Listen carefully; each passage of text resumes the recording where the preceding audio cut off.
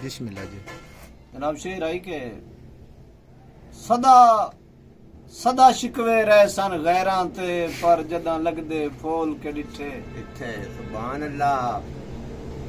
सदा शिकवे रहे सन गैरां ते जदां लगदे फूल के डिठे जिंदगी दी नूर किताब दे वरके पिछां ढेर फरोल के डिठे ते अजमैश दी यार बुलंदियां ते जदां झोलने झोल के डिठे दुख गैरा नालू वध सजणा दे मैं मुड़ मुड़ तोल के डिठे। वाह जी वाह, वाह जी वाह, वाह जी वाह।